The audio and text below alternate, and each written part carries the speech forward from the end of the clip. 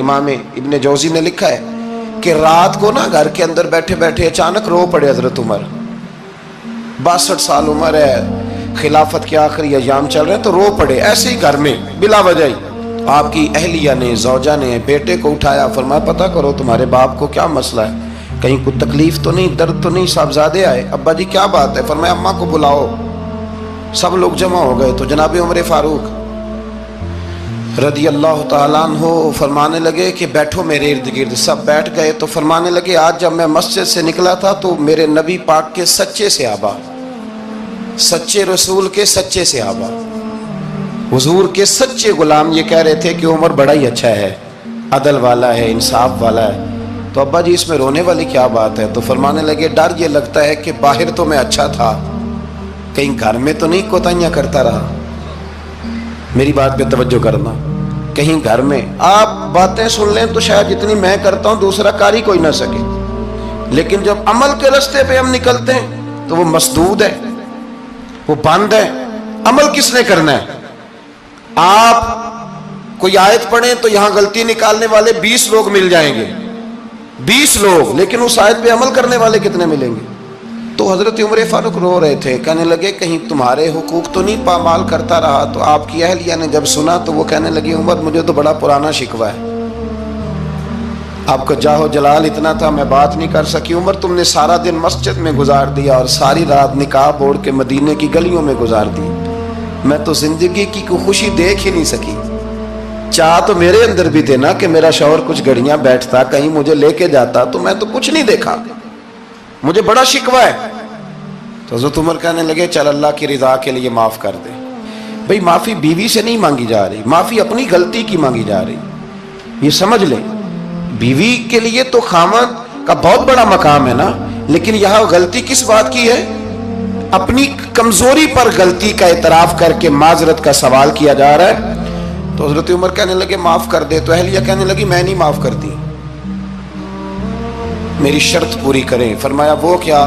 فرمانے لگی قیامت میں جب اللہ آپ کے لیے جنت کا حکم دے گا تو آپ میری سفارش کریں گے اللہ کی بارگاہ میں؟ سفارش کریں گے کہ یا اللہ مجھے کپڑے دھو کے دیتی تھی، میری عزت کی حفاظت کرتی تھی، میرے بستر کو پاک رکھتی تھی، کہیں گے؟ تو حضرت عمر فرمانے لگے تیرے ساتھ وعدہ رہا، رب نے اگر عمر کو اپنے فضل، اپنے کرم اور اپنے محبوب کے صدقے جنت دی تو عمر تیرے بغیر جنت میں نہیں جائے گا۔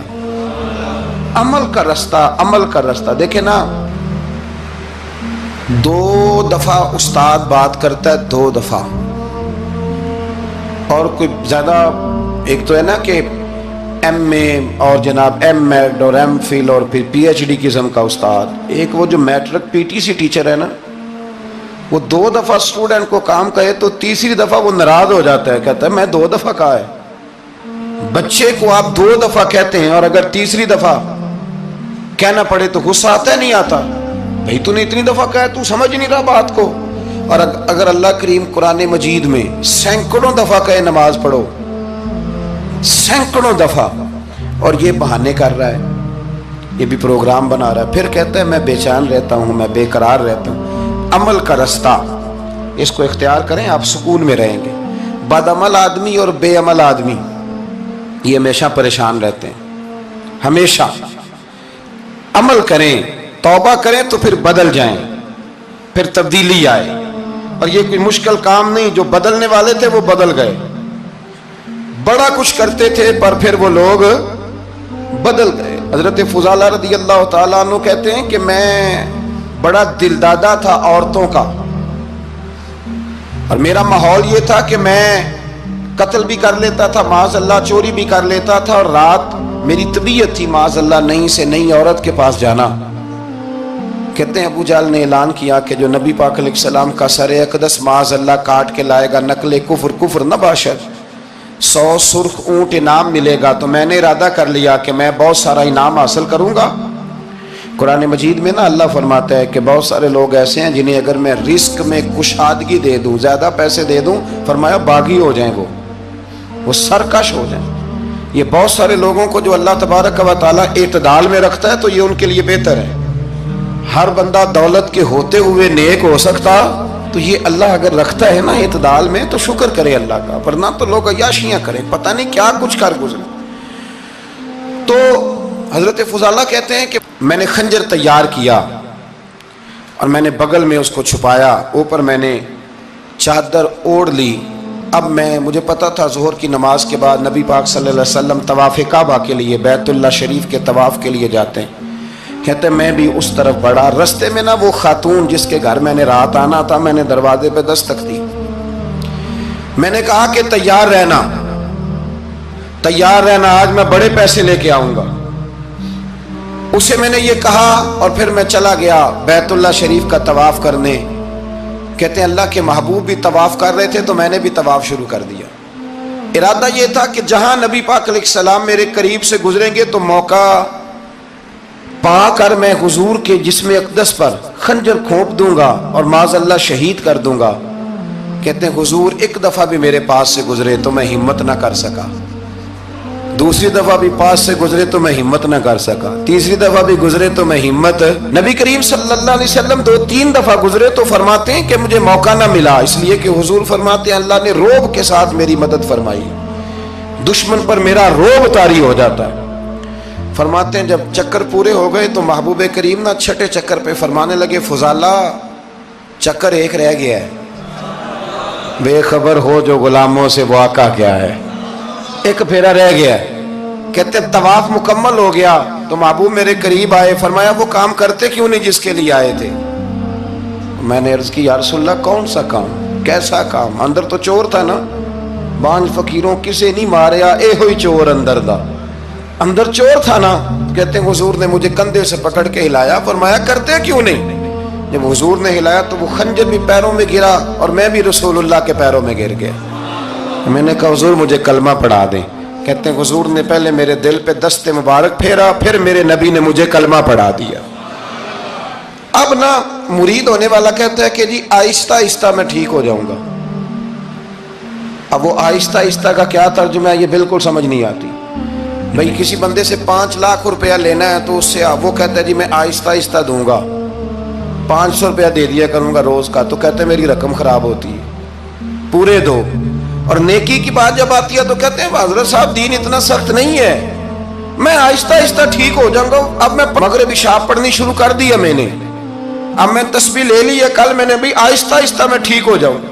یعنی رقم لینی ہو تو وہ آہستہ آہستہ قبول نہیں ہے، لیکن اور مکان کی رجسٹری اگر کرانی ہو تو مالک مکان کہے کہ آہستہ آہستہ کرا لو، کہتے ہیں پیسے پورے دیے، سویرے چل اور بیان دے۔ یہ کیا بات ہوئی؟ یہاں یہ جو ہمارا ماحول تھا نا کر لیں گے ہو جائے گا، یقین کریں لوگ قبروں میں چلے گئے ہیں پر مسجدوں میں نہیں آئے، ہر کام سے لوگ ریٹائر ہوئے پر گناہوں سے ریٹائر نہیں ہوئے، آخر تک تباہی اتر گئی لیکن لوگ بدلنے کو تیار نہ ہوئے۔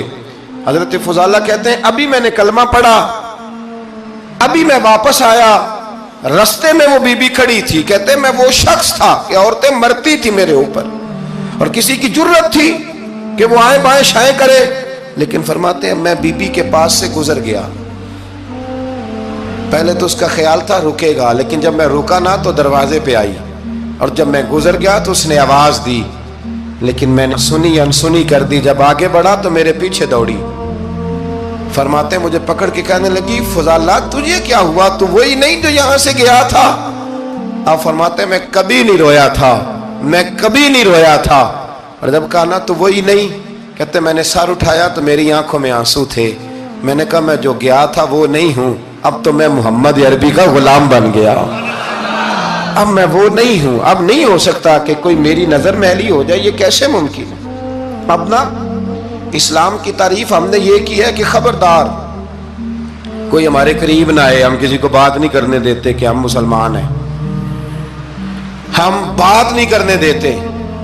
پتہ کیا بات ہے، ایک میری یہ تقریر ہوتی ہے ممبر پہ، اور ایک میرا عمل ہوتا ہے جب میں سفر کرتا ہوں، جب میں گاڑی میں بیٹھتا ہوں، جب میں دوستوں سے ملتا ہوں، جب ان دونوں باتوں میں تضاد آتا ہے نا، تضاد، تو لوگ تقریر کو جذبات نہیں کہتے، ایک فن بن جاتی ہے تقریر۔ آپ کو پتہ ہے نا وائزین نعت خواں کہتے ہیں میں نے محفل لوٹ لی، پھر لوگ شمار کرتے ہیں کتنے لوگوں نے سبحان اللہ کہی، پھر لوگ شمار کرتے ہیں کہ آج 5 بندے روئے بھی تھے جب میں تقریر کر رہا تھا۔ تو پھر یہ فن ہے، یہ جذبات کا اظہار۔ سمجھ لیں بات کو کہ عمل جب آپ نہیں نہ کرتے عمل، تو آپ خود بڑے بے چین رہتے ہیں کہ یار یہ میں کیا کر رہا ہوں، یہ کون سا گورکھ دھندا ہے کہ میرا عمل صفر ہوتا جا رہا ہے۔ ہمارے ایک استاد تھے تو وہ فرمایا کرتے تھے کہ اگر پڑھے لکھے آدمی کو تم بے عمل دیکھو تو اس سے دور ہٹ جایا کرو، ورنہ تمہیں بھی بے عمل کر دے گا۔ میں نے ان سے عرض کی، میں نے کہا حضور یہ کیا ہے؟ تو فرمانے لگے اپنے حضرت صاحب سے پوچھنا، وضاحت کریں گے۔ میں نے حضرت صاحب سے کہا جی عجیب بات کر دی ہے، علم والے بندے کے پاس بیٹھ کے تو علم آتا ہے۔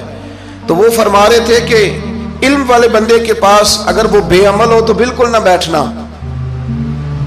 تو حضرت صاحب فرمانے لگے انہوں نے صحیح کہا ہے۔